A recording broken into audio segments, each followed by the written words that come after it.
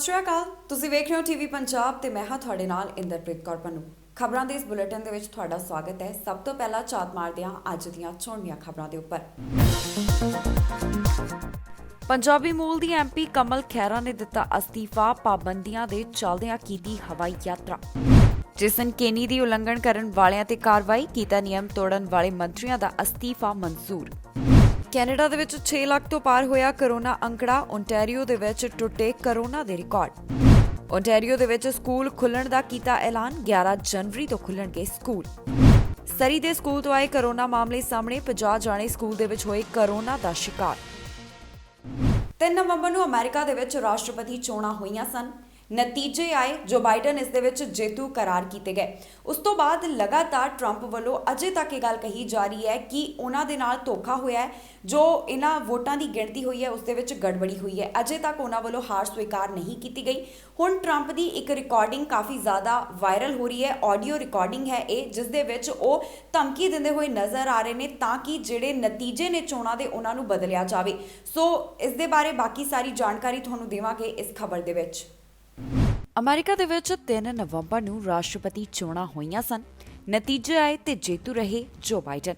ਪਰ ਫਿਰ ਵੀ ਆਪਣੀ ਜਿੱਤ ਦੇ ਲਈ ਡੋਨਲਡ ਟਰੰਪ ਹੁਣ ਵੀ ਨਵੇਂ ਤਰੀਕੇ ਅਪਣਾ ਰਹੇ ਹਨ। ਉਹਨਾਂ ਨੇ ਨਤੀਜੇ ਬਦਲਣ ਦੇ ਲਈ ਜਾਰਜੀਆ ਸੂਬੇ ਦੇ ਮੁੱਖ ਚੋਣ ਅਧਿਕਾਰੀ ਤੇ ਦਬਾਅ ਬਣਾਇਆ ਅਤੇ ਕਿਹਾ ਕਿ ਉਹਨਾਂ ਦੀ ਹਾਰ ਪਲਟਣ ਦੇ ਲਈ ਜ਼ਰੂਰੀ ਵੋਟਾਂ ਦੀ ਵਿਵਸਥਾ ਕਰਨ। ਟਰੰਪ ਨੇ ਉਹਨਾਂ ਨੂੰ ਫੋਨ ਕਰਕੇ ਕਰੀਬ 1 ਘੰਟੇ ਤੱਕ ਗੱਲ ਕੀਤੀ ਅਤੇ ਇੱਕ ਤਰ੍ਹਾਂ ਦੇ ਨਾਲ ਇਹ ਧਮਕੀ ਵੀ ਦਿੱਤੀ ਕਿ ਜੇਕਰ ਅਜਿਹਾ ਨਾ ਕੀਤਾ ਗਿਆ ਤਾਂ ਖਾਮਿਆਜ਼ਾ ਭੁਗਤਣਾ ਪਵੇਗਾ। ਇਸ ਦੌਰਾਨ ਅਮਰੀਕਾ ਦੇ ਮੌਜੂਦਾ ਰਾਸ਼ਟਰਪਤੀ ਡੋਨਲਡ ਟਰੰਪ ਦਾ ਫੋਨ ਰਿਕਾਰਡਿੰਗ ਸਾਹਮਣੇ ਆਇਆ। ਇਸ ਦੇ ਵਿੱਚ ਟਰੰਪ ਜਾਰਜੀਆ ਸੂਬੇ ਦੇ ਚੋਣ ਅਧਿਕਾਰੀ ਨੂੰ ਆਪਣੀ ਜਿੱਤ ਲਈ ਵੋਟਾਂ ਇਕੱਠੀਆਂ ਕਰਨ ਦੇ ਲਈ ਕਹਿ ਰਹੇ ਸਨ। ਇਸ ਰਿਕਾਰਡਿੰਗ ਦੇ ਵਿੱਚ ਟਰੰਪ ਰਿਪਬਲਿਕਨ ਸੈਕਟਰੀ ਸਟੇਟ ਨੂੰ ਕਹਿ ਰਹੇ ਹਨ, ਮੈਨੂੰ ਸਿਰਫ 11,780 ਵੋਟਾਂ ਚਾਹੀਦੀਆਂ ਨੇ, ਇਸ ਦਾ ਪ੍ਰਬੰਧ ਕੀਤਾ ਜਾਵੇ। ਉਧਰ ਉਸਦੇ ਜਵਾਬ ਦੇ ਵਿੱਚ ਉਹਨਾਂ ਟਰੰਪ ਨੂੰ ਦੱਸਿਆ ਕਿ ਜਾਰਜੀਆ ਦੇ ਨਤੀਜੇ ਸਹੀ ਹਨ, ਅਜੇ ਕੁਝ ਨਹੀਂ ਹੋ ਸਕਦਾ। 16 ਇਲੈਕਟੋਰਲ ਕਾਲਜ ਵੋਟ ਵਾਲੇ ਜਾਰਜੀਆ ਦੇ ਵਿੱਚ ਟਰੰਪ ਨੂੰ 11,779 ਵੋਟਾਂ ਦੇ ਨਾਲ ਹਾਰ ਦਾ ਸਾਹਮਣਾ ਕਰਨਾ ਪਿਆ। ਇਸ ਸੂਬੇ ਦੇ ਵਿੱਚ ਜਿੱਤ ਦੇ ਲਈ ਇੱਥੋਂ ਦੇ 16 ਇਲੈਕਟੋਰਲ ਵੋਟ ਬਾਈਡਨ ਦੇ ਖਾਤੇ ਦੇ ਵਿੱਚ ਚਲੇ ਗਏ। ਟਰੰਪ ਨੇ ਕਿਹਾ, ਜਾਰਜੀਆ ਦੇ ਲੋਕ ਗੁੱਸੇ ਦੇ ਵਿੱਚ ਹਨ, ਦੇਸ਼ ਦੇ ਲੋਕ ਗੁੱਸੇ ਵਿੱਚ ਹਨ ਅਤੇ ਇਸ ਦੇ ਵਿੱਚ ਇਹਨਾਂ ਵੋਟਾਂ ਦੀ ਦੁਬਾਰਾ ਗਿਣਤੀ ਕਰਵਾਉਣਾ ਗਲਤ ਨਹੀਂ ਹੈ। ਉਹਨਾਂ ਕਿਹਾ ਕਿਉਂਕਿ ਅਸੀਂ ਸੂਬੇ ਨੂੰ ਜਿੱਤਣਾ ਚਾਹੁੰਦੇ ਹਾਂ। ਹਾਲਾਂਕਿ ਇਸ ਦੇ ਜਵਾਬ ਦੇ ਵਿੱਚ ਉਹਨਾਂ ਦੇ ਦਫ਼ਤਰ ਦੇ ਮੁੱਖ ਵਕੀਲ ਰਿਆਨ ਜਰਮਨੀ ਨੇ ਟਰੰਪ ਨੂੰ ਦੱਸਿਆ ਕਿ ਜਾਰਜੀਆ ਦੇ ਨਤੀਜੇ ਸਹੀ ਹਨ, ਹੁਣ ਕੁਝ ਨਹੀਂ ਹੋ ਸਕਦਾ। ਇਸ ਤੇ ਟਰੰਪ ਨੇ ਧਮਕੀ ਭਰੇ ਲਹਿਜ਼ੇ ਦੇ ਵਿੱਚ ਕਿਹਾ ਕਿ ਤੁਸੀਂ ਤੇ ਤੁਹਾਡੇ ਵਕੀਲ ਖਤਰਾ ਮੁੱਲ ਲੈ ਰਹੇ ਹੋ, ਅਪਰਾਧਿਕ ਮਾਮਲਿਆਂ ਦੇ ਵਿੱਚ ਫਸ ਸਕਦੇ ਹੋ। ਟਰੰਪ ਦੀ ਇਹ ਆਡੀਓ ਰਿਕਾਰਡਿੰਗ ਕਾਫੀ ਵਾਇਰਲ ਹੋ ਰਹੀ ਹੈ ਤੇ ਅਜਿਹੇ ਸਮੇਂ ਦੇ ਵਿੱਚ ਆਈ ਹੈ ਜਦੋਂ ਉਹਨਾਂ ਦੇ ਕਾਰਜਕਾਲ ਦੇ ਵਿੱਚ ਸਿਰਫ 15 ਦਿਨ ਬਾਕੀ ਹਨ, ਜਾਣੀ ਕਿ ਉਹਨਾਂ ਦੇ ਟੈਨਿਓਰ ਦੇ ਵਿੱਚ ਸਿਰਫ 15 ਦਿਨ ਰਹਿ ਗਏ ਨੇ। ਚੋਣ ਦੇ ਵਿੱਚ ਜਿੱਤ ਦਰਜ ਕਰਨ ਵਾਲੇ ਅਮਰੀਕਾ ਦੇ ਨਵੇਂ ਚੁਣੇ ਗਏ ਰਾਸ਼ਟਰਪਤੀ ਜੋ ਬਾਈਡਨ 20 ਜਨਵਰੀ ਨੂੰ ਅਮਰੀਕਾ ਦੇ 46ਵੇਂ ਰਾਸ਼ਟਰਪਤੀ ਦੇ ਤੌਰ ਤੇ ਸਹੁੰ ਚੁੱਕਣਗੇ। ਨਾਲ ਹੀ ਦੱਸ ਦਈਏ ਕਿ ਇਸ ਆਡੀਓ ਰਿਕਾਰਡਿੰਗ ਦੀ ਅਮਰੀਕਾ ਦੀ ਨਵੀਂ ਚੁਣੀ ਗਈ ਉਪ ਰਾਸ਼ਟਰਪਤੀ ਕਮਲਾ ਹੈਰਿਸ ਨੇ ਵੀ ਆਲੋਚਨਾ ਕੀਤੀ ਹੈ। ਉਹਨਾਂ ਕਿਹਾ ਹੈ ਕਿ ਟਰੰਪ ਦੀ ਰਿਕਾਰਡਿੰਗ ਸਾਹਮਣੇ ਆਉਣ ਤੋਂ ਬਾਅਦ ਅਮਰੀਕਾ ਦੇ ਵਿੱਚ ਸਿਆਸੀ ਹੜਕੰਪ ਮਚ ਗਿਆ ਹੈ। ਕਿਸਾਨ ਅੰਦੋਲਨ ਭਾਰਤ ਦੀ ਧਰਤੀ ਤੱਕ ਸੀਮਿਤ ਨਹੀਂ ਰਿਹਾ। ਲਗਾਤਾਰ ਕੈਨੇਡਾ ਦੇ ਵਿੱਚ, ਅਮਰੀਕਾ ਦੇ ਵਿੱਚ ਜਾਂ ਹੋਰ ਵੱਖ-ਵੱਖ ਦੇਸ਼ਾਂ ਦੇ ਵਿੱਚ ਖੇਤੀ ਕਾਨੂੰਨਾਂ ਦਾ ਵਿਰੋਧ ਕੀਤਾ ਜਾ ਰਿਹਾ। ਚਾਹੇ ਫਿਰ ਗੱਲ ਕਾਰ ਟਰੱਕ ਰੈਲੀ ਦੀ ਹੋਵੇ ਜਾਂ ਫਿਰ ਜੋ ਅੰਬਾਨੀ, ਅਡਾਨੀ ਤੇ ਪਤੰਜਲੀ ਦਾ ਸਮਾਨ ਹੈ ਉਸ ਨੂੰ ਬਾਈਕਾਟ ਕਰਨ ਦੀ, ਅਜਿਹੀਆਂ ਖਬਰਾਂ ਲਗਾਤਾਰ ਸਾਹਮਣੇ ਆ ਰਹੀਆਂ ਹਨ। ਤੇ ਹੁਣ ਜੋ ਸਟੋਰ ਨੇ ਉਹਨਾਂ ਦੇ ਬਾਹਰ ਜਾ ਕੇ ਜਾਗਰੂਕ ਕੀਤਾ ਜਾ ਰਿਹਾ ਗ੍ਰਾਹਕਾਂ ਨੂੰ ਇਸ ਦੇ ਬਾਰੇ ਤੇ ਨਾਲ ਹੀ ਉਹਨਾਂ ਨੂੰ ਅਪੀਲ ਕੀਤੀ ਜਾ ਰਹੀ ਹੈ ਕਿ ਅੰਬਾਨੀ, ਅਡਾਨੀ ਤੇ ਪਤੰਜਲੀ ਦੇ ਜਿਹੜੇ ਸਮਾਨ ਹੈ, ਪ੍ਰੋਡਕਟ ਹੈ, ਉਹਨਾਂ ਦਾ ਬਾਈਕਾਟ ਕੀਤਾ ਜਾਵੇ। ਕਿਸਾਨੀ ਅੰਦੋਲਨ ਕਾਫੀ ਵੱਡਾ ਰੂਪ ਲੈ ਚੁੱਕਿਆ ਹੈ ਕਿਉਂਕਿ ਰੋਜ਼ਾਨਾ ਵਿਦੇਸ਼ਾਂ ਦੀ ਧਰਤੀ ਤੋਂ ਵੀ ਖੇਤੀ ਕਾਨੂੰਨਾਂ ਦਾ ਵਿਰੋਧ ਕੀਤਾ ਜਾ ਰਿਹਾ ਹੈ ਤੇ ਆਵਾਜ਼ ਚੁੱਕੀ ਜਾ ਰਹੀ ਹੈ। ਚਾਹੇ ਫਿਰ ਉਹ ਕਾਰ ਤੇ ਟਰੱਕ ਰੈਲੀ ਹੋਵੇ ਜਾਂ ਫਿਰ ਅੰਬਾਨੀ, ਅਡਾਨੀ ਤੇ ਪਤੰਜਲੀ ਦੇ ਸਮਾਨ ਨੂੰ ਸਟੋਰਾਂ 'ਚੋਂ ਬਾਈਕਾਟ ਕਰਨਾ ਹੋਵੇ, ਇਸ ਤਰ੍ਹਾਂ ਦੀਆਂ ਗੱਲਾਂ ਰੋਜ਼ਾਨਾ ਸਾਹਮਣੇ ਆ ਰਹੀਆਂ ਹਨ। ਕਿਸਾਨ ਹਮਾਇਤੀਆਂ ਵੱਲੋਂ ਬ੍ਰੈਂਪਟਨ ਦੇ ਮਿਸੀਸਾਗਾ ਦੇ ਵੱਖ-ਵੱਖ ਭਾਰਤੀ ਗਰੋਸਰੀ ਸਟੋਰਾਂ ਦੇ ਬਾਹਰ ਅਡਾਨੀ, ਅੰਬਾਨੀ ਤੇ ਪਤੰਜਲੀ ਦੇ ਉਤਪਾਦਾਂ ਦਾ ਬਾਈਕਾਟ ਕਰਨ ਦੀ ਅਪੀਲ ਕੀਤੀ ਗਈ। ਇਹਨਾਂ ਪ੍ਰੋਡਕਟਸ ਦੇ ਬਾਰੇ ਖਰੀਦਦਾਰਾਂ ਨੂੰ ਜਾਗਰੂਕ ਕੀਤਾ ਗਿਆ, ਜਾਣੀ ਕਿ ਕਸਟਮਰਸ ਨੂੰ ਜਾਗਰੂਕ ਕੀਤਾ ਗਿਆ। ਕਿਸਾਨ ਹਮਾਇਤੀਆਂ ਵੱਲੋਂ ਛੋਟੇ-ਛੋਟੇ ਗਰੁੱਪ ਦੇ ਵਿੱਚ ਵੱਖ-ਵੱਖ ਸਟੋਰਾਂ ਦੇ ਬਾਹਰ ਖਰੀਦਦਾਰੀ ਕਰਨ ਆਉਣ ਵਾਲੇ ਲੋਕਾਂ ਨੂੰ ਇਹਨਾਂ ਪ੍ਰੋਡਕਟਸ ਦੇ ਬਾਰੇ ਜਾਣਕਾਰੀ ਦਿੱਤੀ ਗਈ। ਉਹਨਾਂ ਨੂੰ ਇਹ ਪ੍ਰੋਡਕਟ ਨਾ ਖਰੀਦਣ ਦੇ ਲਈ ਬੇਨਤੀ ਕੀਤੀ ਗਈ। ਇਹਨਾਂ ਵਿਰੋਧ ਕਰ ਰਹੇ ਗਰੁੱਪਾਂ ਦੇ ਵਿੱਚ ਹਰ ਉਮਰ ਦੇ ਲੋਕ ਸ਼ਾਮਲ ਹਨ, ਜਿਨ੍ਹਾਂ ਦੇ ਹੱਥਾਂ ਦੇ ਵਿੱਚ ਬੈਨਰ ਵੀ ਫੜੇ ਹੋਏ ਸਨ। ਇਹਨਾਂ ਪ੍ਰੋਟੈਸਟਰਸ ਦਾ ਕਹਿਣਾ ਹੈ ਕਿ ਆਉਣ ਵਾਲੇ ਸਮੇਂ ਦੌਰਾਨ ਹੋਰਨਾਂ ਸਟੋਰਾਂ ਅੱਗੇ ਜਾ ਕੇ ਵੀ ਇਸ ਮੁਹਿੰਮ ਦੇ ਤਹਿਤ ਪ੍ਰੋਡਕਟ ਬਾਰੇ ਜਾਗਰੂਕ ਕੀਤਾ ਜਾਵੇਗਾ ਤੇ ਬਾਈਕਾਟ ਕਰਨ ਦੀ ਅਪੀਲ ਕੀਤੀ ਜਾਵੇਗੀ। ਨਾਲ ਹੀ ਦੱਸ ਦਈਏ ਕਿ ਬਰੈਂਪਟਨ ਵਿਖੇ 3 ਥਾਵਾਂ ਤੇ ਖੇਤੀ ਬਿੱਲਾਂ ਖਿਲਾਫ ਕਾਰਪੋਰੇਟ ਘਰਾਣਿਆਂ ਦੇ ਬਾਈਕਾਟ ਦੀ ਅਪੀਲ ਕਰਨ ਦੇ ਚੱਲਦਿਆਂ ਕਿਸਾਨ ਜਥੇਬੰਦੀਆਂ ਦੇ ਹੱਕ ਦੇ ਵਿੱਚ ਪ੍ਰੋਟੈਸਟ ਕੀਤਾ ਗਿਆ। ਇਹ ਜੋ ਲੋਕ ਪ੍ਰਦਰਸ਼ਨ ਕਰ ਰਹੇ ਸਨ, ਉਹਨਾਂ ਨੇ ਠੰਡ ਤੇ ਬਰਫ਼ਬਾਰੀ ਦੀ ਵੀ ਪਰਵਾਹ ਨਹੀਂ ਕੀਤੀ। ਇਸ ਦੇ ਬਾਵਜੂਦ ਵੀ ਵੱਡੀ ਗਿਣਤੀ 'ਚ ਲੋਕ ਇੱਥੇ ਸ਼ਾਮਿਲ ਹੋਏ, ਜਿਨ੍ਹਾਂ ਨੇ ਕਿਸਾਨਾਂ ਦੇ ਹੱਕ ਦੇ ਵਿੱਚ ਆਪਣੀ ਆਵਾਜ਼ ਬੁਲੰਦ ਕੀਤੀ। ਕੋਰੋਨਾ ਵਾਇਰਸ ਮਹਾਮਾਰੀ ਅਜੇ ਤੱਕ ਕਾਬੂ ਦੇ ਵਿੱਚ ਨਹੀਂ ਆ ਸਕੀ, ਪਰ ਅਜਿਹੇ ਦੇ ਵਿੱਚ ਵਿਗਿਆਨੀਆਂ ਵੱਲੋਂ ਇੱਕ ਹੋਰ ਦਾਅਵਾ ਕਰ ਦਿੱਤਾ ਗਿਆ। ਇਬੋਲਾ ਦੀ ਖੋਜ ਕਰਨ ਵਾਲੇ ਵਿਗਿਆਨੀਆਂ ਨੇ ਦਾਅਵਾ ਕੀਤਾ ਹੈ ਕਿ ਇੱਕ ਹੋਰ ਵਾਇਰਸ ਹੈ ਜੋ ਕਿ ਇਸ ਤੋਂ ਬਾਅਦ ਫੈਲੇਗਾ, तो वो कोविड-19 तो भी ज़्यादा खतरनाक है। की है ये वायरस, किहड़ी वायरस की गल की गई है, पूरी जानकारी देवांगे तुहानूं इस खबर दे विच। इबोला की खोज करन वाले विग्यानियां ने एक दावा किया है। उन्होंने कहा कि कोविड-19 तो बाद एक होर महामारी का भी खतरा है। आम लोग तो ये सोच रहे हैं कि कोरोना वायरस की वैक्सीन आ गई तो हुण जल्द ही इस बीमारी तो पूरे विश्व नूं छुटकारा मिल जाएगा। नवे कोविड-19 स्ट्रेन ने मनुखता नूं फिर तो चिंता दे विच पा दिता, क्योंकि ब्रिटेन दे विच ये सब तो पहला नवा स्ट्रेन मिलिया, जिस दे चलदिआं बाकी देशां ने कार्रवाई कीती अते ब्रिटेन दे नाल उड़ाणां दे उपर रोक लगा दित्ती। पर दुनिया दे विच इबोला नामक बीमारी की खोज करन वाले विग्यानियां दा कहना है कि हुण डिजीज एक्स नामक बीमारी खतरनाक रूप दे विच सामने आ सकदी है। एक रिपोर्ट के अनुसार इबोला की खोज करने वाले साइंसदान प्रोफैसर जीन का कहना है कि नवी बीमारी डिजीज एक्स छेती ही दुनिया को प्रभावित करेगी। अफ्रीका के जंगलों तो आने वाली यह बीमारी जानवरों तो मनुखों के विच आवेगी। उन्होंने इस बीमारी दी निशानियां दसदियां कहा कि यह पीले बुखार, इन्फ्लुएंजा, रेबीज अते कई होर रूपों के विच सामने आ सकती है। साइंसदान टैमफम का कहना है कि यह बीमारी कोरोना तो भी ज़्यादा भयानक रूप धार के दुनिया के विच फैल सकती है। बहुत सारे देशों के विच कोविड-19 वैक्सीनेशन की शुरुआत हो गई है। कई तरह के इस दे नाल संबंधित अपडेट सामने आउंदियां रहिंदियां हन।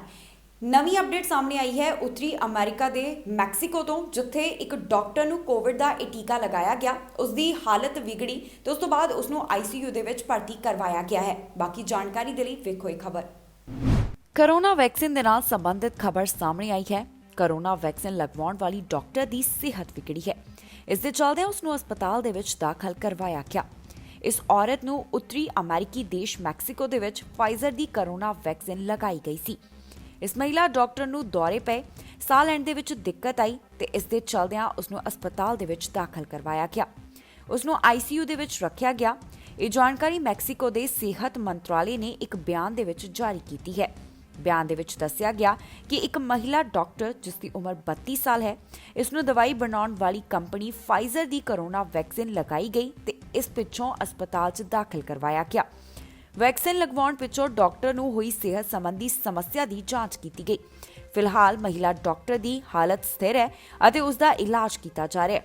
दवाइयां तो एलर्जी संबंधी डॉक्टर नूं पहलां तो ही परेशानी आ रही सी। दसणयोग है कि मैक्सीको कोरोना वायरस कारण गंभीर रूप दे नाल प्रभावित है। इसे दे चलदिआं इत्थे वैक्सीनेशन की शुरुआत कर दी गई है, जिस दे चलदिआं लोकां नूं हुण टीके लगाउणे शुरू कर दिते गए ने। ब्रिटेन दे विच ऑक्सफोर्ड यूनीवर्सिटी दे वैक्सीन की शुरुआत हो गई है, जानी कि इत्थे ये टीका लगाउणा शुरू कर दिता गया। ऑक्सफोर्ड यूनीवर्सिटी ते एस्ट्राजेनेका वालों ये टीका तैयार किया गया। हाल ही दे विच ब्रिटेन की हैल्थ मिनिस्ट्री वालों इसनूं अप्रूव किया गया, जानी कि इसनूं मंजूरी दी गई है, जिस दे चलदिआं जो पहला कोरोना का टीका डायलिसिस के मरीज नूं लगाया गया, जो काफ़ी लंबे समय तो अस्पताल दे विच भर्ती है। पूरे विश्व के कई देशों के विच कोरोना वैक्सीनेशन की शुरुआत हो चुकी है। अजिहे च ब्रिटानिया च कोरोना महामारी दे नाल मुकाबले दे लई एक होर वैक्सीन लगनी शुरू हो गई है। देश की ऑक्सफोर्ड यूनीवर्सिटी और एस्ट्राजेनेका वालों इस टीके नूं तैयार किया गया, जिसकी पहली खुराक डायलिसिस से रखे गए 85 साल के एक मरीज नूं दित्ती गई। इस यूरोपी देश दे विच पहलां तो ही अमेरिकी कंपनी फाइजर की वैक्सीन लगाई जा रही है। इस वैक्सीन की शुरुआत ब्रिटानिया तो जानी ब्रिटेन तो हुई सी। ब्रिटेन दे विच बीते महीने कोरोना का नवा स्ट्रेन मिलण तो बाद इन्फैक्शन वध गया, जिसके कारण हुण रोजाना ही इत्थे ज़्यादा मामले सामने आ रहे हैं। नैशनल हैल्थ सर्विसेज वालों शुरू किए गए वैक्सीनेशन मुहिम तहत ਬ੍ਰਾਇਨ ਪਿੰਕਰ ਨੂੰ ਆਕਸਫੋਰਡ ਦੇ ਵਿੱਚ ਪਹਿਲੀ ਵੈਕਸੀਨ ਲਗਾਈ ਗਈ। ਪਿੰਕਰ ਕਈ ਸਾਲਾਂ ਤੋਂ ਹਸਪਤਾਲ ਦੇ ਵਿੱਚ ਹਨ ਕਿਉਂਕਿ ਉਹ ਕਿਡਨੀ ਰੋਗ ਡਾਇਲਿਸਿਸ ਦੇ ਨਾਲ ਜੂਝ ਰਹੇ ਹਨ। ਉਹਨਾਂ ਕਿਹਾ ਕਿ ਮੈਂ ਕੋਰੋਨਾ ਵੈਕਸੀਨ ਲੱਗਣ ਦੇ ਨਾਲ ਖੁਸ਼ ਹਾਂ। ਆਕਸਫੋਰਡ ਵੈਕਸੀਨ ਦੀ ਪਹਿਲੀ ਖੁਰਾਕ ਹਾਸਲ ਕਰਨ ਵਾਲਿਆਂ ਦੇ ਵਿੱਚ 88 ਸਾਲ ਦੇ ਸੰਗੀਤ ਅਧਿਆਪਕ ਵੀ ਸ਼ਾਮਲ ਹਨ। ਉਧਰ ਬ੍ਰਿਟੇਨ ਦੇ ਪ੍ਰਧਾਨ ਮੰਤਰੀ ਬੋਰਿਸ ਜੌਨਸਨ ਨੇ ਕਿਹਾ ਕਿ ਆਕਸਫੋਰਡ ਵੈਕਸੀਨ ਬ੍ਰਿਟੇਨ ਵਿਗਿਆਨੀਆਂ ਦੀ ਚੋਣ ਹੈ ਤੇ ਮੈਂ ਇਸ ਦੇ ਲਈ ਉਹਨਾਂ ਨੂੰ ਵਧਾਈ ਦੇਣਾ ਚਾਹੁੰਦਾ ਹਾਂ। ਭਾਰਤੀ ਮੂਲ ਦੇ ਐਡਵੋਕੇਟ ਦੇ ਲਈ ਅਮਰੀਕਾ ਦੇ ਮੌਜੂਦਾ ਰਾਸ਼ਟਰਪਤੀ ਡੋਨਲਡ ਟਰੰਪ ਵੱਲੋਂ ਸਿਫਾਰਿਸ਼ ਕੀਤੀ ਗਈ ਹੈ ਉਹਨਾਂ ਨੂੰ ਸੁਪਰੀਮ ਕੋਰਟ ਦਾ ਜੱਜ ਬਣਾਉਣ ਦੇ ਲਈ। ਅਮਰੀਕਾ ਦੇ ਮੌਜੂਦਾ ਰਾਸ਼ਟਰਪਤੀ ਡੋਨਲਡ ਟਰੰਪ ਨੇ ਭਾਰਤੀ ਮੂਲ ਦੇ ਵਿਜੇ ਸ਼ੰਕਰ ਨੂੰ ਸੁਪਰੀਮ ਕੋਰਟ ਦੇ ਵਿੱਚ ਜੱਜ ਬਣਾਉਣ ਦੀ ਸਿਫਾਰਿਸ਼ ਕੀਤੀ ਹੈ। ਜੇਕਰ ਟਰੰਪ ਦੇ ਫੈਸਲੇ ਤੇ ਸੈਨੇਟ ਦੀ ਮੋਹਰ ਲੱਗ ਜਾਵੇ ਤਾਂ ਇਸ ਤੋਂ ਬਾਅਦ ਐਡਵੋਕੇਟ ਵਿਜੇ ਸ਼ੰਕਰ ਅਮਰੀਕਾ ਦੀ ਰਾਜਧਾਨੀ ਵਾਸ਼ਿੰਗਟਨ ਡੀਸੀ ਦੀ ਸਰਵਉੱਚ ਅਦਾਲਤ ਯਾਨੀ ਕਿ ਸੁਪਰੀਮ ਕੋਰਟ ਦੇ ਵਿੱਚ ਜੱਜ ਬਣ ਸਕਣਗੇ। ਟਰੰਪ ਨੇ ਐਡਵੋਕੇਟ ਵਿਜੇ ਸ਼ੰਕਰ ਨੂੰ Columbia the district court of appeals ਵਿੱਚ ਐਸੋਸੀਏਟ ਜੱਜ ਦੇ ਰੂਪ ਦੇ ਵਿੱਚ ਅਪਾਇੰਟ ਕੀਤਾ ਹੈ। ਐਡਵੋਕੇਟ ਵਿਜੇ ਸ਼ੰਕਰ ਦੀ ਅਪਾਇੰਟਮੈਂਟ ਤੇ ਸੈਨੇਟ ਦੀ ਮਨਜ਼ੂਰੀ ਤੋਂ ਬਾਅਦ ਉਹਨਾਂ ਦਾ ਟੈਨਿਓਰ 15 ਸਾਲ ਲਈ ਹੋਵੇਗਾ। ਵਿਜੇ ਸ਼ੰਕਰ ਹਾਲ ਹੀ ਦੇ ਵਿੱਚ ਰਿਟਾਇਰਡ ਹੋਣ ਵਾਲੇ ਜੌਨ ਆਰ ਫਿਸ਼ਰ ਦੀ ਥਾਂ ਲੈਣਗੇ। ਰਾਸ਼ਟਰਪਤੀ ਡੋਨਲਡ ਟਰੰਪ ਨੇ ਵਿਜੇ ਸ਼ੰਕਰ ਨੂੰ ਪਿਛਲੇ ਸਾਲ ਜੂਨ ਦੇ ਵਿੱਚ ਅਪਾਇੰਟ ਕੀਤਾ ਸੀ। ਮੌਜੂਦਾ ਸਮੇਂ ਦੇ ਵਿੱਚ ਉਹ ਨਿਆਂ ਵਿਭਾਗ ਯਾਨੀ ਕਿ ਡਿਪਾਰਟਮੈਂਟ ਆਫ ਜਸਟਿਸ ਦੇ ਅਪਰਾਧ ਡਿਵੀਜ਼ਨ ਦੇ ਵਿੱਚ ਲਿਟੀਗੇਸ਼ਨ ਕਾਉਂਸਲਿੰਗ ਦੇ ਅਹੁਦੇ ਦੇ ਉੱਪਰ ਕੰਮ ਕਰ ਰਹੇ ਹਨ।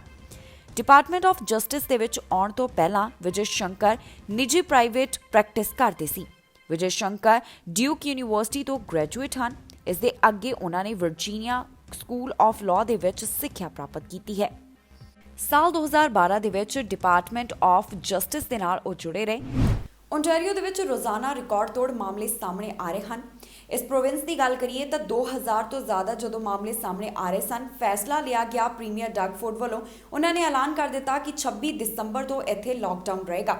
ਪਰ ਹੁਣ ਸਕੂਲ ਖੋਲ੍ਹਣ ਦੇ ਬਾਰੇ ਅਪਡੇਟ ਉਹਨਾਂ ਵੱਲੋਂ ਸਾਂਝੀ ਕੀਤੀ ਗਈ ਹੈ, ਜਾਣੀ ਕਿ ਐਜੂਕੇਸ਼ਨ ਮਿਨਿਸਟਰ ਸਿੱਖਿਆ ਮੰਤਰੀ ਵੱਲੋਂ ਇਹ ਸਾਂਝਾ ਕੀਤਾ ਗਿਆ ਹੈ ਕਿ ਕਿਸ ਦਿਨ ਤੋਂ ਓਨਟਾਰੀਓ ਦੇ ਵਿੱਚ ਸਕੂਲ ਖੁੱਲ੍ਹਣਗੇ। ਕਿਹਾ ਜਾ ਰਿਹਾ ਹੈ ਕਿ 11 ਜਨਵਰੀ ਤੋਂ ਇਹਨਾਂ ਨੂੰ ਖੋਲ੍ਹ ਦਿੱਤਾ ਜਾਏਗਾ। ਮਾਪਿਆਂ ਨੂੰ ਇੱਕ ਓਪਨ ਲੈਟਰ ਲਿਖਿਆ ਗਿਆ ਜਿਸ ਦੇ ਵਿੱਚ ਕਿਹਾ ਹੈ ਕਿ ਉਹ ਆਪਣੇ ਬੱਚਿਆਂ ਨੂੰ ਸਕੂਲ ਭੇਜਣ ਦੇ ਲਈ ਤਿਆਰ ਹੋ ਜਾਣ। ਓਨਟਾਰੀਓ ਦੇ ਵਿੱਚ ਰੋਜ਼ਾਨਾ ਰਿਕਾਰਡ ਤੋੜ ਮਾਮਲੇ ਸਾਹਮਣੇ ਆ ਰਹੇ ਹਨ। ਅਜਿਹੇ ਦੇ ਵਿੱਚ ਪਹਿਲਾਂ ਤੋਂ ਹੀ ਇੱਥੇ ਸਖਤੀ ਕੀਤੀ ਗਈ ਹੈ, ਜਾਣੀ ਕਿ 26 ਦਸੰਬਰ ਤੋਂ ਹੀ ਲਾਕਡਾਊਨ ਲਗਾਇਆ ਗਿਆ ਸੀ। ਬਹੁਤ ਸਾਰੀਆਂ ਚੀਜ਼ਾਂ ਨੂੰ ਬੰਦ ਕੀਤਾ ਗਿਆ, ਪਰ ਫਿਰ ਵੀ ਕਰੋਨਾ ਮਾਮਲਿਆਂ ਦਾ ਸਾਹਮਣੇ ਆਉਣਾ ਰੁਕਿਆ ਨਹੀਂ। ਅਜਿਹੇ ਦੇ ਵਿੱਚ ਸਕੂਲਾਂ ਨੂੰ ਲੈ ਕੇ ਓਨਟਾਰੀਓ ਤੋਂ ਇੱਕ ਅਪਡੇਟ ਸਾਹਮਣੇ ਆਈ ਹੈ, ਜਿੱਥੇ ਓਨਟਾਰੀਓ ਦੇ ਵਿੱਚ ਕਿਸ ਤਰੀਕ ਤੋਂ ਸਕੂਲ ਖੁੱਲ੍ਹਣਗੇ ਇਸ ਦੇ ਬਾਰੇ ਸਿੱਖਿਆ ਮੰਤਰੀ ਨੇ ਐਲਾਨ ਕਰ ਦਿੱਤਾ ਹੈ। ਓਨਟਾਰੀਓ ਪ੍ਰੋਵਿੰਸ ਦੇ ਐਜੂਕੇਸ਼ਨ ਮਿਨਿਸਟਰ ਨੇ ਸਕੂਲ ਖੋਲ੍ਹਣ ਨੂੰ ਲੈ ਕੇ ਮਾਪਿਆਂ ਨੂੰ ਕਿਹਾ ਹੈ ਕਿ ਉਹ ਹੁਣ ਤਿਆਰ ਹੋ ਜਾਣ। ਉਹਨਾਂ ਕਿਹਾ ਕਿ ਹਾਲਾਂਕਿ ਕਰੋਨਾ ਵਾਇਰਸ ਅਜੇ ਖਤਮ ਨਹੀਂ ਹੋਇਆ, ਪਰ ਉਹ ਸਕੂਲਾਂ ਨੂੰ ਮੁੜ ਖੋਲ੍ਹਣ ਵਿੱਚ ਦੇਰੀ ਨਹੀਂ ਕਰਨਗੇ। ਛੁੱਟੀਆਂ ਤੋਂ ਬਾਅਦ 11 ਜਨਵਰੀ ਨੂੰ ਸਕੂਲ ਮੁੜ ਖੁੱਲ੍ਹਣ ਦਾ ਫੈਸਲਾ ਲਿਆ ਗਿਆ ਸੀ ਤੇ ਇਸ ਤਾਰੀਖ ਤੋਂ ਸਕੂਲ ਖੋਲ੍ਹੇ ਜਾਣਗੇ, ਜਿਸ ਦਾ ਮਤਲਬ ਹੈ ਕਿ 11 ਜਨਵਰੀ ਤੋਂ ਓਨਟਾਰੀਓ ਦੇ ਵਿੱਚ ਸਕੂਲ ਖੁੱਲ੍ਹਣ ਜਾ ਰਹੇ ਹਨ। ਸਟੀਫਨ ਲੇਸ ਨੇ ਇੱਕ ਓਪਨ ਲੈਟਰ ਲਿਖ ਕੇ ਮਾਪਿਆਂ ਨੂੰ ਕਿਹਾ ਕਿ ਉਹ ਆਪਣੇ ਬੱਚਿਆਂ ਨੂੰ ਸਕੂਲ ਭੇਜਣ ਦੀ ਤਿਆਰੀ ਰੱਖਣ। ਜ਼ਿਕਰਯੋਗ ਹੈ ਕਿ 26 ਦਸੰਬਰ ਤੋਂ ਓਨਟਾਰੀਓ ਸੂਬੇ ਦੇ ਵਿੱਚ ਤਾਲਾਬੰਦੀ ਲਾਗੂ ਹੈ। ਗੈਰ ਜ਼ਰੂਰੀ ਅਦਾਰੇ ਜਾਣੀ ਕਿ ਆਰਗੇਨਾਈਜੇਸ਼ਨਸ ਬੰਦ ਰੱਖਣ ਦਾ ਫੈਸਲਾ ਲਿਆ ਗਿਆ ਸੀ। ਤਾਲਾਬੰਦੀ ਦੌਰਾਨ ਸਕੂਲ 11 ਜਨਵਰੀ ਤੱਕ ਬੰਦ ਰੱਖਣ ਦੇ ਲਈ ਕਿਹਾ ਗਿਆ ਸੀ। ਓਨਟਾਰੀਓ ਦੇ ਵਿੱਚ ਸਾਰੇ ਸਕੂਲਾਂ ਨੂੰ ਇਸੇ ਤਾਰੀਖ ਨੂੰ ਖੋਲ੍ਹਣ ਦਾ ਫੈਸਲਾ ਲਿਆ ਗਿਆ। ਹਾਲਾਂਕਿ ਦੱਖਣੀ ਓਨਟਾਰੀਓ ਦੇ ਵਿੱਚ ਸੈਕੰਡਰੀ ਸਕੂਲਾਂ ਦੇ ਵਿਦਿਆਰਥੀਆਂ ਦਾ ਕਹਿਣਾ ਹੈ ਕਿ ਉਹ 25 ਜਨਵਰੀ ਤੋਂ ਪਹਿਲਾਂ ਸਕੂਲ ਨਹੀਂ ਜਾਣਗੇ। ਪ੍ਰੋਵਿੰਸ ਦੇ ਵਿੱਚ ਲੱਗੀ ਤਾਲਾਬੰਦੀ 23 ਜਨਵਰੀ ਨੂੰ ਖਤਮ ਹੋਣ ਵਾਲੀ ਹੈ। ਲੇਸ ਨੇ ਕਿਹਾ ਕਿ ਸਕੂਲਾਂ ਦੇ ਵਿੱਚ ਕਰੋਨਾ ਦੀ ਕਮਿਊਨਿਟੀ ਟ੍ਰਾਂਸਮਿਸ਼ਨ ਨਹੀਂ ਹੋਵੇਗੀ, ਇਸ ਦੇ ਲਈ ਸਕੂਲਾਂ ਨੂੰ ਬੰਦ ਕਰਨ ਦਾ ਕੋਈ ਮਤਲਬ ਨਹੀਂ ਹੈ। ਸੋ ਓਨਟਾਰੀਓ ਦੇ ਵਿੱਚ ਹੁਣ ਮਾਪੇ ਅਤੇ ਬੱਚੇ ਤਿਆਰ ਹੋ ਜਾਣ, ਕਿਉਂਕਿ ਸਿੱਖਿਆ ਮੰਤਰੀ ਦੇ ਐਲਾਨ ਤੋਂ ਬਾਅਦ 11 ਜਨਵਰੀ ਤੋਂ ਇੱਥੇ ਸਕੂਲ ਖੁੱਲ੍ਹਣ ਜਾ ਰਹੇ ਨੇ। ਸਰੀ ਦੇ ਸਕੂਲ ਦੇ ਵਿੱਚ ਕਈ ਜਿਹੜੇ ਇਸ ਦੇ ਨਾਲ ਸੰਬੰਧਿਤ ਸਟਾਫ ਮੈਂਬਰ ਤੇ ਬੱਚੇ ਹਨ ਉਹ ਕੋਵਿਡ-19 ਪੋਜ਼ਿਟਿਵ ਪਾਏ ਗਏ ਹਨ। 50 ਜਾਣੇ ਇਸ ਵਾਇਰਸ ਦੀ ਲਪੇਟ ਵਿੱਚ ਆਏ ਹਨ। ਸੋ ਜਿਹੜੇ ਮਾਪੇ ਨੇ ਤੇ ਨਾਲ ਦੀ ਨਾਲ ਸਟਾਫ ਹੈ ਉਸ ਨੂੰ ਚੌਕੰਨਾ ਕੀਤਾ ਗਿਆ ਹੈ। ਉਹਨਾਂ ਨੂੰ ਇੱਕ ਲੈਟਰ ਲਿਖਿਆ ਗਿਆ ਜਿਸ ਦੇ ਵਿੱਚ ਜਾਣਕਾਰੀ ਦਿੱਤੀ ਗਈ ਹੈ ਕਿ ਉਹ ਆਪਣੇ ਆਪ ਨੂੰ ਆਈਸੋਲੇਟ ਕਰ ਲੈਣ ਤੇ ਸਮੇਂ-ਸਮੇਂ ਦੇ ਉੱਪਰ ਆਪਣਾ ਚੈੱਕਅਪ ਕਰਵਾਉਂਦੇ ਰਹਿਣ। ਮਾਮਲਾ ਸਰੀ ਤੋਂ ਸਾਹਮਣੇ ਆਇਆ, ਜਿੱਥੇ 50 ਕਰੋਨਾ ਕੇਸਿਸ ਸਰੀ ਦੇ ਸਕੂਲ ਦੇ ਨਾਲ ਸੰਬੰਧਿਤ ਪਾਏ ਗਏ ਨੇ। ਡਿਸਟ੍ਰਿਕਟ ਸੁਪਰੀਡੈਂਟੈਂਟ ਜਾਰਡਨ ਟੈਨੀ ਵੱਲੋਂ ਪਰਿਵਾਰਾਂ ਅਤੇ ਸਟਾਫ ਨੂੰ ਲੈਟਰ ਲਿਖਿਆ ਗਿਆ ਹੈ। ਉਹਨਾਂ ਦੱਸਿਆ ਕਿ ਇਹ ਕਲਸਟਰ 50 ਕੇਸਿਸ ਦਾ ਐਰਲ ਮੈਰੀਅਟ ਸੈਕੰਡਰੀ ਸਕੂਲ ਦੇ ਨਾਲ ਸੰਬੰਧਿਤ ਹੈ। ਲੈਟਰ ਟਿਨੀ ਨੇ ਲਿਖਿਆ। ਉਸ ਵਿੱਚ ਉਹਨਾਂ ਕਿਹਾ ਕਿ ਉਹ ਵਿਅਕਤੀ ਅਤੇ ਸਟਾਫ ਜੋ ਕਿ ਕਿਸੇ ਨਾ ਕਿਸੇ ਤਰੀਕੇ ਪੋਜ਼ਿਟਿਵ ਆਇਆਂ ਦੇ ਸੰਪਰਕ ਵਿੱਚ ਆਏ ਹਨ ਜਾਂ ਫਿਰ ਜਿਨ੍ਹਾਂ ਨੂੰ ਜ਼ਰੂਰਤ ਹੈ ਉਹ ਆਪਣੇ ਆਪ ਨੂੰ ਆਈਸੋਲੇਟ ਕਰ ਲੈਣ। ਇਹ ਮਾਮਲੇ 5 ਅਲੱਗ-ਅਲੱਗ ਕਲਾਸਿਸ ਦੇ ਨਾਲ ਸੰਬੰਧਿਤ ਹਨ। ਇਸ ਦੇ ਨਾਲ ਹੀ ਉਹਨਾਂ ਬੱਚਿਆਂ ਦੇ ਮਾਪੇ ਅਤੇ ਸਟਾਫ ਨੂੰ ਚੈੱਕਅਪ ਕਰਵਾਉਣ ਦੇ ਲਈ ਵੀ ਕਿਹਾ ਹੈ ਤਾਂ ਕਿ ਇਸ ਦੇ ਅੱਗੇ ਜਿਹੜੇ ਕੇਸਿਸ ਨੇ ਉਹਨਾਂ ਨੂੰ ਕਾਬੂ ਦੇ ਵਿੱਚ ਕੀਤਾ ਜਾ ਸਕੇ। ਦੱਸ ਦਈਏ ਕਿ ਕੈਨੇਡਾ ਦੇ ਵੱਖ-ਵੱਖ ਹਿੱਸਿਆਂ ਦੇ ਵਿੱਚ ਕੋਵਿਡ-19 ਦੇ ਚੱਲਦਿਆਂ ਸਖਤੀਆਂ ਕੀਤੀਆਂ ਗਈਆਂ, ਜਿਸ ਦੇ ਚੱਲਦਿਆਂ ਕੁਝ ਹਿੱਸਿਆਂ ਦੇ ਵਿੱਚ ਸਕੂਲਾਂ ਨੂੰ ਬੰਦ ਵੀ ਕੀਤਾ ਗਿਆ। ਪਰ ਵਿੰਟਰ ਬ੍ਰੇਕ ਖਤਮ ਹੋਣ ਤੋਂ ਬਾਅਦ ਸਕੂਲਾਂ ਨੂੰ ਮੁੜ ਤੋਂ ਸ਼ੁਰੂ ਕਰ ਦਿੱਤਾ ਗਿਆ, ਜਿਸ ਤੋਂ ਬਾਅਦ ਸਕੂਲਾਂ ਤੋਂ ਵੀ ਕਈ ਮਾਮਲੇ ਸਾਹਮਣੇ ਆਉਣੇ ਸ਼ੁਰੂ ਹੋਏ ਹਨ।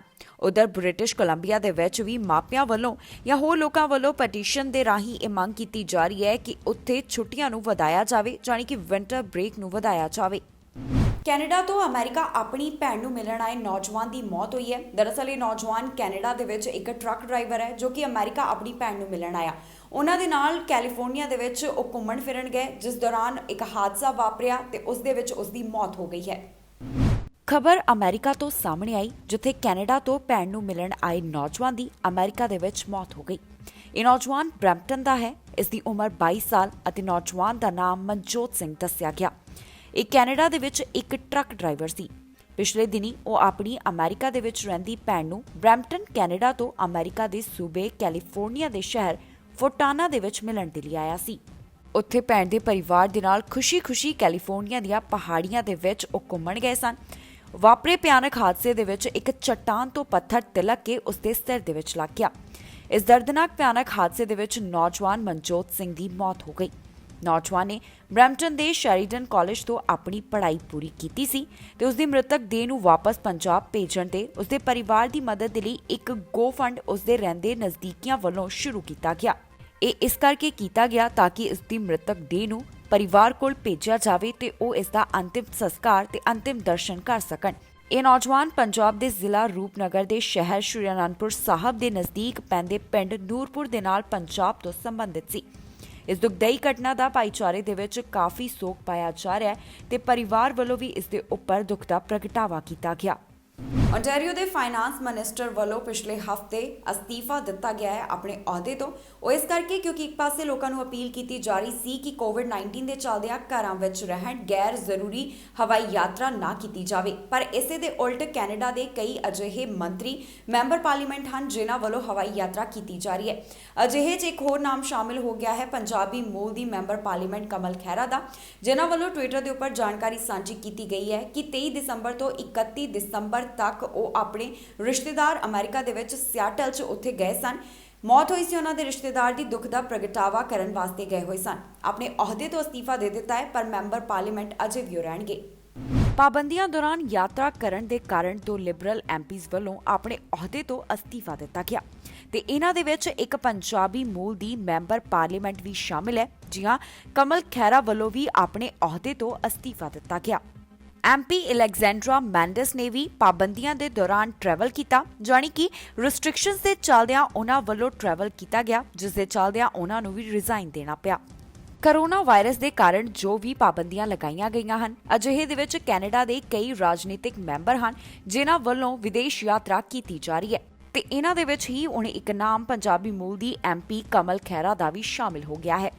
ਖਹਿਰਾ ਨੇ ਲਿਬਰਲ ਸਰਕਾਰ ਦੇ ਸੰਸਦੀ ਸਕੱਤਰ ਦੇ ਅਹੁਦੇ ਤੋਂ ਅਸਤੀਫਾ ਦਿੱਤਾ, ਹਾਲਾਂਕਿ ਉਹ ਐਮਪੀ ਵਜੋਂ ਆਪਣੀਆਂ ਸੇਵਾਵਾਂ ਨਿਭਾਉਂਦੇ ਰਹਿਣਗੇ। ਬਰੈਂਪਟਨ ਵੈਸਟ ਤੋਂ ਐਮਪੀ ਕਮਲ ਖਹਿਰਾ ਨੇ ਟਵੀਟ ਕਰਕੇ ਦੱਸਿਆ ਕਿ ਉਹ 23 ਦਸੰਬਰ ਤੋਂ 31 ਦਸੰਬਰ ਤੱਕ ਅਮਰੀਕਾ ਦੇ ਵਿੱਚ ਸਨ, ਜਿੱਥੇ ਉਹ ਵਾਸ਼ਿੰਗਟਨ ਸੂਬੇ ਦੇ ਸਿਆਟਲ ਦੇ ਵਿੱਚ ਆਪਣੇ ਰਿਸ਼ਤੇਦਾਰ ਦੀ ਮੌਤ ਦੇ ਮਗਰੋਂ ਦੁੱਖ ਦਾ ਪ੍ਰਗਟਾਵਾ ਕਰਨ ਦੇ ਲਈ ਉਹਨਾਂ ਦੇ ਘਰ ਗਏ ਸਨ। ਇੱਥੇ ਇਹ ਵੀ ਦੱਸਣਯੋਗ ਹੈ ਕਿ ਖਹਿਰਾ ਪਹਿਲੀ ਲਿਬਰਲ ਐਮਪੀ ਹੈ ਜੋ ਮਾਰਚ ਮਹੀਨੇ ਕੋਰੋਨਾ ਦੀ ਲਪੇਟ ਦੇ ਵਿੱਚ ਆਈ ਸੀ। ਉਸ ਸਮੇਂ ਉਹ ਇੱਕ ਨਰਸ ਵਜੋਂ ਸੇਵਾਵਾਂ ਨਿਭਾ ਕੇ ਮਰੀਜ਼ਾਂ ਦੀ ਦੇਖਭਾਲ ਕਰ ਰਹੀ ਸੀ। ਖਹਿਰਾ ਨੇ ਕਿਹਾ ਕਿ ਉਹ ਕੋਰੋਨਾ ਵੈਕਸੀਨ ਨੂੰ ਲੋਕਾਂ ਤੱਕ ਪਹੁੰਚਾਉਣ ਦੇ ਲਈ ਕੰਮ ਕਰਦੀ ਰਹੇਗੀ। ਉਹਨਾਂ ਕਿਹਾ ਕਿ ਜਿੱਥੇ ਵੀ ਇੱਕ ਨਰਸ ਵਜੋਂ ਉਸ ਦੀ ਜ਼ਰੂਰਤ ਹੋਵੇਗੀ, ਉਹ ਸੇਵਾ ਦੇ ਲਈ ਹਾਜ਼ਰ ਹੋਵੇਗੀ। ਖਹਿਰਾ 2015 ਦੇ ਵਿੱਚ ਐਮਪੀ ਚੁਣੀ ਗਈ ਸੀ। ਕੈਨੇਡਾ ਦੇ ਵਿੱਚ ਅਜਿਹੇ ਬਹੁਤ ਸਾਰੇ ਮੰਤਰੀਆਂ ਦੇ ਨਾਮ ਸਾਹਮਣੇ ਆ ਰਹੇ ਹਨ ਜਿਨ੍ਹਾਂ ਵੱਲੋਂ ਪਾਬੰਦੀਆਂ ਦੇ ਚੱਲਦੇ ਵੀ ਯਾਤਰਾ ਕੀਤੀ ਗਈ ਹੈ। ਇੱਕ ਪਾਸੇ ਤਾਂ ਕੈਨੇਡਾ ਦੇ ਵਿੱਚ ਫੈਡਰਲ ਸਰਕਾਰ ਲਗਾਤਾਰ ਅਪੀਲ ਕਰ ਰਹੀ ਹੈ ਕਿ ਜੋ ਕੋਵਿਡ-19 ਦੇ ਹਾਲਾਤ ਨੇ, ਅਜਿਹੇ ਦੇ ਵਿੱਚ ਗੈਰ ਜ਼ਰੂਰੀ ਯਾਤਰਾ ਤੋਂ ਪਰਹੇਜ਼ ਕੀਤਾ ਜਾਵੇ, ਪਰ ਬਹੁਤ ਸਾਰੇ ਅਜਿਹੇ ਮੰਤਰੀ ਨੇ ਜਿਨ੍ਹਾਂ ਵੱਲੋਂ ਇਸ ਨੂੰ ਨਜ਼ਰ ਅੰਦਾਜ਼ ਕਰ ਯਾਤਰਾ ਕੀਤੀ ਜਾ ਰਹੀ ਹੈ। ਕੈਨੇਡਾ ਦੇ ਵਿੱਚ ਕਰੋਨਾ ਮਾਮਲਿਆਂ ਦਾ ਅੰਕੜਾ 6 ਲੱਖ ਤੋਂ ਪਾਰ ਹੋ ਚੁੱਕਾ ਹੈ। ਅੱਜ ਵੀ ਓਨਟਾਰੀਓ ਦੇ ਵਿੱਚ 3000 ਤੋਂ ਜ਼ਿਆਦਾ ਮਾਮਲੇ ਸਾਹਮਣੇ ਆਏ ਹਨ। ਹਸਪਤਾਲ ਦੇ ਵਿੱਚ ਮਰੀਜ਼ਾਂ ਦੀ ਗਿਣਤੀ ਵੀ ਲਗਾਤਾਰ ਵਧਦੀ ਜਾ ਰਹੀ ਹੈ। ਚਾਹੇ ਵੈਕਸੀਨੇਸ਼ਨ ਦੀ ਸ਼ੁਰੂਆਤ ਹੋ ਗਈ ਹੈ, ਪਰ ਜੋ ਸਿਲਸਿਲਾ ਕੋਵਿਡ-19 ਕੇਸਿਸ ਦਾ ਆਉਣਾ ਹੈ ਉਸੇ ਤਰ੍ਹਾਂ ਬਰਕਰਾਰ ਹੈ। ਇਸ ਖਬਰ ਦੇ ਵਿੱਚ ਜਾਣਕਾਰੀ ਤੁਹਾਨੂੰ ਦੇਵਾਂਗੇ ਕਿ ਕੈਨੇਡਾ ਦੇ ਵਿੱਚ ਕੀ ਕੇਸਿਸ ਓਵਰਵਿਊ ਹੈ, ਕਿੱਥੋਂ ਕਿੰਨੇ ਮਾਮਲਿਆਂ ਦੀ ਪੁਸ਼ਟੀ ਹੋਈ ਹੈ, ਉਸ ਦੇ ਲਈ ਵੇਖੋ ਇਹ ਖਬਰ। ਕੈਨੇਡਾ ਦੇ ਵੱਖ-ਵੱਖ ਪ੍ਰੋਵਿੰਸਸ ਦੇ ਵਿੱਚ ਕਰੋਨਾ ਵਾਇਰਸ ਦੇ ਹਾਲਾਤਾਂ ਦੇ ਚੱਲਦਿਆਂ ਮੁੜ ਤੋਂ ਪਾਬੰਦੀਆਂ ਲਗਾਈਆਂ ਗਈਆਂ, ਪਰ ਮਾਮਲਿਆਂ ਦਾ ਰੋਜ਼ਾਨਾ ਸਾਹਮਣੇ ਵੱਡੀ ਗਿਣਤੀ ਦੇ ਵਿੱਚ ਆਉਣਾ ਜਾਰੀ ਹੈ। ਅਤੇ ਹੁਣ ਤੱਕ ਸਾਹਮਣੇ ਆਏ ਕਰੋਨਾ ਵਾਇਰਸ ਮਰੀਜ਼ਾਂ ਦੀ ਗਿਣਤੀ 6 ਲੱਖ ਤੋਂ ਪਾਰ ਹੋ ਚੁੱਕੀ ਹੈ। ਓਨਟਾਰੀਓ ਦੇ ਵਿੱਚ ਰਿਕਾਰਡ ਹੋਏ 24 ਘੰਟਿਆਂ ਦੌਰਾਨ 3270 ਕੇਸਿਸ ਦੇ ਨਾਲ ਇਹ ਅੰਕੜਾ 6 ਲੱਖ ਤੋਂ ਪਾਰ ਹੋ ਗਿਆ ਹੈ, ਜਿਸ ਦੇ ਨਾਲ ਇਹ ਗਿਣਤੀ 6,03,348 ਹੋ ਗਈ ਹੈ। ਓਨਟਾਰੀਓ ਦੇ ਵਿੱਚ 26 ਦਸੰਬਰ ਤੋਂ ਲਾਕਡਾਊਨ ਲਗਾਇਆ ਗਿਆ ਸੀ ਤਾਂ ਕਿ ਇੱਥੇ ਕਰੋਨਾ ਹਾਲਾਤਾਂ ਨੂੰ ਕਾਬੂ ਦੇ ਵਿੱਚ ਕੀਤਾ ਜਾਵੇ, ਪਰ ਅਜਿਹਾ ਦੇਖਣ ਨੂੰ ਨਹੀਂ ਮਿਲਿਆ ਕਿਉਂਕਿ ਰੋਜ਼ਾਨਾ ਹੀ 3000 ਤੋਂ ਜ਼ਿਆਦਾ ਮਾਮਲੇ ਪਿਛਲੇ ਕੁਝ ਦਿਨਾਂ ਤੋਂ ਸਾਹਮਣੇ ਆ ਰਹੇ ਹਨ। ਬੀਤੇ 24 ਘੰਟਿਆਂ ਦੌਰਾਨ ਇੱਥੇ 3270 ਦੇ ਕਰੀਬ ਮਾਮਲੇ ਪਾਏ ਗਏ। 917 ਟੋਰਾਂਟੋ ਤੋਂ, 581 ਪੀਲ ਰੀਜਨ ਤੋਂ, 399 ਯਾਰਕ ਰੀਜਨ ਤੋਂ, 246 ਵਿੰਡਸਰ ਐਸੈਕਸ ਤੋਂ, 131 ਕੋਵਿਡ ਕੇਸਿਸ ਓਟਵਾ ਤੋਂ ਸਾਹਮਣੇ ਆਏ ਹਨ। ਇਸ ਸਮੇਂ ਪ੍ਰੋਵਿੰਸ ਦੇ ਵਿੱਚ 24,778 ਕਨਫਰਮਡ ਐਕਟਿਵ ਕੇਸਿਸ ਹਨ। 39,121 ਟੈਸਟ ਕੀਤੇ ਜਾ ਚੁੱਕੇ ਨੇ। ਨਾਲ ਹੀ ਪ੍ਰੋਵਿੰਸ ਨੇ ਜਾਣਕਾਰੀ ਦਿੱਤੀ ਹੈ ਕਿ ਬੀਤੇ 24 ਘੰਟੇ ਦੌਰਾਨ 4,808 ਡੋਜ਼ਸ ਕਰੋਨਾ ਵੈਕਸੀਨ ਦੀਆਂ ਦਿੱਤੀਆਂ ਗਈਆਂ। 29 ਮੌਤਾਂ ਵੀ ਪ੍ਰੋਵਿੰਸ ਦੇ ਵਿੱਚ ਬੀਤੇ 24 ਘੰਟੇ ਦੌਰਾਨ ਦਰਜ ਕੀਤੀਆਂ ਗਈਆਂ ਹਨ। ਓਨਟਾਰੀਓ ਅੰਦਰ ਹਸਪਤਾਲ ਦੇ ਵਿੱਚ ਮਰੀਜ਼ਾਂ ਦੀ ਗਿਣਤੀ 1,190 ਹੈ। 333 ਇਸ ਸਮੇਂ ਇੰਟੈਂਸਿਵ ਕੇਅਰ ਅਧੀਨ ਹਨ ਤੇ 194 ਵੈਂਟੀਲੇਟਰ ਦੇ ਉੱਪਰ ਨੇ। ਕਿਊਬੈਕ ਦੇ ਵਿੱਚ 24 ਘੰਟਿਆਂ ਦੌਰਾਨ 2,546 ਕਰੋਨਾ ਦੇ ਕੇਸਿਸ ਰਿਕਾਰਡ ਕੀਤੇ ਗਏ। 69 ਹੋਰ ਮਰੀਜ਼ ਹਸਪਤਾਲ ਦੇ ਵਿੱਚ ਕੋਵਿਡ-19 ਦੇ ਚੱਲਦਿਆਂ ਦਾਖਲ ਹੋਏ ਹਨ। ਹੁਣ ਤੱਕ ਇੱਥੇ 2,12,850 ਦੇ ਕਰੀਬ ਕੁੱਲ ਮਾਮਲੇ ਸਾਹਮਣੇ ਆ ਚੁੱਕੇ ਹਨ। 1,81,205 ਦੇ ਕਰੀਬ ਇੱਥੇ ਰਿਕਵਰਡ ਕੇਸਿਸ ਨੇ। 23,264 ਇਸ ਸਮੇਂ ਇੱਥੇ ਐਕਟਿਵ ਕੇਸਿਸ ਹਨ। ਹਸਪਤਾਲ ਦੇ ਵਿੱਚ ਮਰੀਜ਼ਾਂ ਦੀ ਗਿਣਤੀ ਕਿਊਬੈਕ ਅੰਦਰ 1,294 ਹੈ, ਜਿਨ੍ਹਾਂ ਦੇ ਵਿੱਚੋਂ 188 ਇੰਟੈਂਸਿਵ ਕੇਅਰ ਅਧੀਨ ਹਨ। ਮੈਨੀਟੋਬਾ ਦੇ ਵਿੱਚ 5 ਮੌਤਾਂ ਦਰਜ ਹੋਣ ਦੇ ਨਾਲ 118 ਕਰੋਨਾ ਵਾਇਰਸ ਦੇ ਕੇਸਿਸ ਵੀ ਸਾਹਮਣੇ ਆਏ ਹਨ। 6,08,000 ਦੇ ਕਰੀਬ ਹੁਣ ਤੱਕ ਕੈਨੇਡਾ ਦੇ ਵਿੱਚ ਕਰੋਨਾ ਵਾਇਰਸ ਦੇ ਮਾਮਲਿਆਂ ਦੀ ਪੁਸ਼ਟੀ ਹੋ ਚੁੱਕੀ ਹੈ। 15,934 ਲੋਕਾਂ ਦੀ ਵਾਇਰਸ ਕਾਰਨ ਜਾਨ ਵੀ ਜਾ ਚੁੱਕੀ ਹੈ। ਰਿਕਵਰਡ ਕੇਸਿਸ ਦੀ ਗੱਲ ਕਰੀਏ ਤਾਂ ਕੈਨੇਡਾ ਦੇ ਵਿੱਚ 5,09,000 ਦੇ ਕਰੀਬ ਹਨ। ਅਲਬਰਟਾ ਦੇ ਪ੍ਰੀਮੀਅਰ ਜੇਸਨ ਕੈਨੀ ਵੱਲੋਂ ਉਹਨਾਂ ਐਮਐਲਏਜ਼ ਦੇ ਉੱਪਰ ਕਾਰਵਾਈ ਕੀਤੀ ਗਈ ਹੈ ਜਿਨ੍ਹਾਂ ਵੱਲੋਂ ਕੋਵਿਡ-19 ਨਿਯਮਾਂ ਦਾ ਉਲੰਘਣ ਕੀਤਾ ਗਿਆ। ਜੀ ਹਾਂ, ਕੈਨੇਡਾ ਦੇ ਵਿੱਚ ਲਗਾਤਾਰ ਲੋਕਾਂ ਨੂੰ ਘਰ ਵਿੱਚ ਰਹਿਣ ਦੇ ਲਈ ਅਪੀਲ ਕੀਤੀ ਜਾ ਰਹੀ ਹੈ। ਖਾਸ ਕਰ ਦਸੰਬਰ ਮਹੀਨੇ ਦੀ ਜੇਕਰ ਗੱਲ ਕਰੀਏ ਤਾਂ ਇਸ ਦੇ ਵਿੱਚ ਕਰੋਨਾ ਕੇਸਿਸ ਅੰਦਰ ਕਾਫੀ ਜ਼ਿਆਦਾ ਵਾਧਾ ਦੇਖਿਆ ਗਿਆ। ਕਈ ਪ੍ਰੋਵਿੰਸਸ ਦੇ ਵਿੱਚ ਮੁੜ ਤੋਂ ਸਖਤੀਆਂ ਪਾਬੰਦੀਆਂ ਲਗਾ ਦਿੱਤੀਆਂ ਗਈਆਂ। ਲਗਾਤਾਰ ਲੋਕਾਂ ਨੂੰ ਇਹੀ ਗੱਲ ਕਹੀ ਗਈ ਕਿ ਗੈਰ ਜ਼ਰੂਰੀ ਯਾਤਰਾ ਨਾ ਕੀਤੀ ਜਾਵੇ। ਬਹੁਤ ਸਾਰੇ ਅਜਿਹੇ ਮੰਤਰੀ ਐਮਐਲਏਜ਼ ਦੇ ਨਾਮ ਸਾਹਮਣੇ ਆਏ ਹਨ ਜਿਨ੍ਹਾਂ ਵੱਲੋਂ ਇਸ ਦੌਰਾਨ ਹਵਾਈ ਯਾਤਰਾ ਕੀਤੀ ਗਈ ਹੈ, ਜਾਣੀ ਕਿ ਅੰਤਰਰਾਸ਼ਟਰੀ ਉਡਾਨ ਯਾਤਰਾ ਉਹਨਾਂ ਵੱਲੋਂ ਕੀਤੀ ਗਈ ਹੈ। ਅਜਿਹੇ ਦੇ ਵਿੱਚ ਕੇਨੀ ਤੋਂ ਇਹ ਮੰਗ ਕੀਤੀ ਜਾ ਰਹੀ ਸੀ ਕਿ ਜੋ ਉਹਨਾਂ ਦੇ ਪਾਰਟੀ ਦੇ ਨਾਲ ਸੰਬੰਧਿਤ ਹਨ, ਚਾਹੇ ਉਹ ਐਮਐਲਏ ਹਨ, ਉਹਨਾਂ ਦੇ ਉੱਪਰ ਕਾਰਵਾਈ ਕੀਤੀ ਜਾਵੇ ਜਿਨ੍ਹਾਂ ਵੱਲੋਂ ਇਸ ਦੌਰਾਨ ਅੰਤਰਰਾਸ਼ਟਰੀ ਯਾਤਰਾ ਕੀਤੀ ਗਈ ਹੈ। ਸੋ ਆਖਿਰਕਾਰ ਇਸ ਦੇ ਉੱਪਰ ਉਹਨਾਂ ਵੱਲੋਂ ਕਾਰਵਾਈ ਕੀਤੀ ਗਈ ਹੈ। ਇਸ ਖਬਰ ਦੇ ਵਿੱਚ ਜਾਣਕਾਰੀ ਤੁਹਾਨੂੰ ਦੇਵਾਂਗੇ ਕਿ ਜਿਨ੍ਹਾਂ ਨੂੰ ਜਿਹੜਾ ਇਸ ਤੋਂ ਹਟਾਇਆ ਗਿਆ ਹੈ ਅਹੁਦੇ ਤੋਂ ਉੱਪਰ, ਉਹਨਾਂ ਦੀ ਜਗ੍ਹਾ ਇਸ ਸੇਵਾਵਾਂ ਕਿਸ ਨੂੰ ਦਿੱਤੀਆਂ ਗਈਆਂ ਨੇ। ਅਲਬਰਟਾ ਦੇ ਪ੍ਰੀਮੀਅਰ ਜੇਸਨ ਕੈਨੀ ਵੱਲੋਂ ਉਲੰਘਣ ਕਰਨ ਵਾਲਿਆਂ ਦੇ ਉੱਪਰ ਕਾਰਵਾਈ ਕੀਤੀ ਗਈ ਹੈ ਤੇ ਜਿਨ੍ਹਾਂ ਵੱਲੋਂ ਇਹ ਨਿਯਮ ਤੋੜੇ ਗਏ ਹਨ ਉਹਨਾਂ ਮੰਤਰੀਆਂ ਦਾ ਅਸਤੀਫਾ ਮਨਜ਼ੂਰ ਕੀਤਾ ਗਿਆ ਹੈ। ਜੀ ਹਾਂ, ਜੇਸਨ ਕੈਨੀ ਵੱਲੋਂ ਐਮਐਲਏ ਟ੍ਰੇਸੀ ਐਲਰਟ ਦਾ ਅਤੇ ਚੀਫ ਆਫ ਸਟਾਫ ਜੈਮੀ ਹਕਬੇ ਦਾ ਅਸਤੀਫਾ ਮਨਜ਼ੂਰ ਕੀਤਾ ਗਿਆ ਹੈ। ਕੈਨੇਡਾ ਦੇ ਵਿੱਚ ਪਾਬੰਦੀਆਂ ਦੌਰਾਨ ਯਾਤਰਾ ਕਰਨ ਵਾਲੇ ਮੰਤਰੀਆਂ ਦੇ ਨਾਮ ਸਾਹਮਣੇ ਆ ਰਹੇ ਹਨ। ਇਸੇ ਦੇ ਵਿੱਚ ਓਨਟਾਰੀਓ ਦੇ ਫਾਈਨਾਂਸ ਮਿਨਿਸਟਰ ਰੌਡ ਫਿਲਿਪਸ ਦਾ ਨਾਮ ਵੀ ਸ਼ਾਮਿਲ ਹੈ, ਜਿਨ੍ਹਾਂ ਨੇ ਪਿਛਲੇ ਹਫ਼ਤੇ ਇਸ ਦੇ ਚੱਲਦਿਆਂ ਅਸਤੀਫਾ ਦਿੱਤਾ ਹੈ ਕਿਉਂਕਿ ਉਹਨਾਂ ਵੱਲੋਂ ਪਾਬੰਦੀਆਂ ਦੇ ਦੌਰਾਨ ਹਵਾਈ ਯਾਤਰਾ ਕੀਤੀ ਗਈ ਸੀ। ਇੱਕ ਫੇਸਬੁੱਕ ਪੋਸਟ ਰਾਹੀਂ ਕੈਨੀ ਵੱਲੋਂ ਜਾਣਕਾਰੀ ਸਾਂਝੀ ਕੀਤੀ ਗਈ ਹੈ। ਉਹਨਾਂ ਦੱਸਿਆ ਕਿ 5 ਹੋਰ ਪਾਰਟੀ ਦੇ ਐਮਐਲਏਜ਼ ਨੂੰ ਡਿਮੋਟ ਕੀਤਾ ਗਿਆ ਹੈ ਜਿਨ੍ਹਾਂ ਨੇ ਅੰਤਰਰਾਸ਼ਟਰੀ ਯਾਤਰਾ ਕੀਤੀ ਸੀ। ਐਮਐਲਏ ਜੈਰਮੀ ਨਿਕਸਨ ਨੂੰ ਸਿਵਲ ਸੁਸਾਇਟੀ ਦੇ ਪਾਰਲੀਮੈਂਟਰੀ ਅਹੁਦੇ ਤੋਂ ਅਤੇ ਐਮਐਲਏ ਜੇਸਨ ਸਟੇਬਾਨ ਨੂੰ ਟ੍ਰੈਜਰੀ ਬੋਰਡ ਤੋਂ ਹਟਾਇਆ ਗਿਆ ਹੈ। ਟਰਾਂਸਪੋਰਟੇਸ਼ਨ ਮੰਤਰੀ ਰਿਕ ਮੈਕਲਿਵਰ ਉਦੋਂ ਤੱਕ ਮਿਊਨਿਸਪਲ ਅਫੇਅਰਸ ਅਹੁਦੇ ਤੇ ਰਹਿਣਗੇ ਜਦ ਤੱਕ ਨਵਾਂ ਮੰਤਰੀ ਨਹੀਂ ਮਿਲ ਜਾਂਦਾ। ਲੈਰੀ ਕਿਊਮਰ ਨੂੰ ਇੰਟਰਿਮ ਚੀਫ ਆਫ ਸਟਾਫ ਬਣਾਇਆ ਗਿਆ ਹੈ। ਸੋ ਇਸ ਦੇ ਨਾਲ ਹੀ ਜਾਂਦੇ ਇੱਕ ਵਾਰ ਫਿਰ ਤੋਂ ਝਾਤ ਮਾਰਦੇ ਹਾਂ ਅੱਜ ਦੀਆਂ ਚੋਣਵੀਆਂ ਖਬਰਾਂ ਦੇ ਉੱਪਰ। ਪੰਜਾਬੀ ਮੂਲ ਦੀ ਐਮਪੀ ਕਮਲ ਖੈਰਾ ਨੇ ਦਿੱਤਾ ਅਸਤੀਫਾ, ਪਾਬੰਦੀਆਂ ਦੇ ਚੱਲਦਿਆਂ ਕੀਤੀ ਹਵਾਈ ਯਾਤਰਾ। ਜੇਸਨ ਕੇਨੀ ਦੀ ਉਲੰਘਣ ਕਰਨ ਵਾਲਿਆਂ ਤੇ ਕਾਰਵਾਈ, ਕੀਤਾ ਨਿਯਮ ਤੋੜਨ ਵਾਲੇ ਮੰਤਰੀਆਂ ਦਾ ਅਸਤੀਫਾ ਮਨਜ਼ੂਰ। ਕੈਨੇਡਾ ਦੇ ਵਿੱਚ 6 ਲੱਖ ਤੋਂ ਪਾਰ ਹੋਇਆ ਕਰੋਨਾ ਅੰਕੜਾ, ਓਨਟਾਰੀਓ ਦੇ ਵਿੱਚ ਟੁੱਟੇ ਕਰੋਨਾ ਦੇ ਰਿਕਾਰਡ। ਓਨਟਾਰੀਓ ਦੇ ਵਿੱਚ ਸਕੂਲ ਖੁੱਲਣ ਦਾ ਕੀਤਾ ਐਲਾਨ, 11 ਜਨਵਰੀ ਤੋਂ ਖੁੱਲਣਗੇ ਸਕੂਲ। ਸਰੀ ਦੇ ਸਕੂਲ ਤੋਂ ਆਏ ਕਰੋਨਾ ਮਾਮਲੇ ਸਾਹਮਣੇ, 50 ਜਾਣੇ ਸਕੂਲ ਦੇ ਵਿੱਚ ਹੋਏ ਕਰੋਨਾ ਦਾ ਸ਼ਿਕਾਰ। ਖਬਰਾਂ ਦੇ ਇਸ ਬੁਲੇਟਿਨ ਦੇ ਵਿੱਚ ਇੰਨਾ ਹੀ। ਨਵੀਆਂ ਤੇ ਤਾਜ਼ੀਆਂ ਖਬਰਾਂ ਲੈ ਕੇ ਫਿਰ ਤੋਂ ਹਾਜ਼ਰ ਹੋਵਾਂਗੇ। ਫਿਲਹਾਲ ਮੈਨੂੰ ਇੰਦਰਪ੍ਰੀਤ ਕੌਰ ਪੰਨੂ ਨੂੰ ਦਿਓ ਇਜਾਜ਼ਤ ਤੇ ਤੁਸੀਂ ਵੇਖਦੇ ਰਹੋ ਟੀਵੀ ਪੰਜਾਬ।